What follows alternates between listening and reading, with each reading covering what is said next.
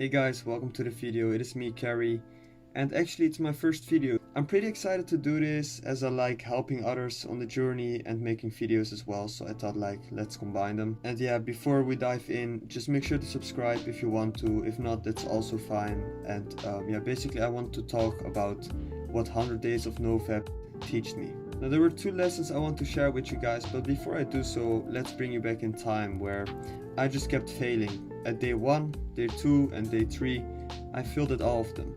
This is why I tell people to just keep trying. It was a long period for me of 4 months before I ended up getting a high streak like this. But it also made me realize that day 30 and day 100, for example, aren't that far from each other. And that's basically because at day 30 you're doing pretty well, you don't really think about NoFap and you just have to go on with your life. And before you know, you're already at day 100. So let it motivate you and just realize that you are not that far away. You just have to keep trying, and whenever you go on a streak of like 14 or 16, you can already be close to a streak like 100. Whenever you are above, let's say 30 days, you just have to keep up your guards, and that's all you have to do. So that's basically the first lesson. Day 30 and day 100 aren't that far from each other, and you should just keep trying wherever you are, even if you're at day 1, still struggling there and failing every time. The second lesson I learned wasn't at day 100, but actually through day 100, because while getting through it, I did something else aside from not fapping. I also started improving myself really hard by going to the gym on the daily, meditating on the daily, reading a book outside on the daily, and just keep being busy so I couldn't be alone in my room, for example. And by being busy, just forget about the whole NoFap thing.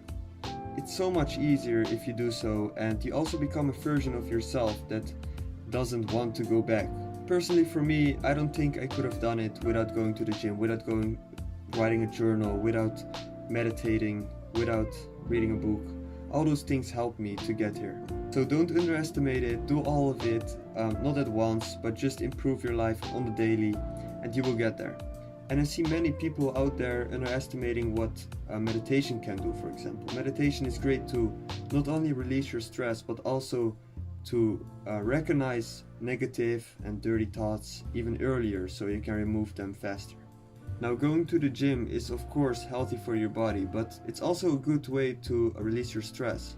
The reason you need to release stress is because usually people use PMO to release their stress, and now you can't. So you need to replace that with the gym. Writing a journal before going to bed is a great way to reflect on yourself, but also set goals for the next day and realize them.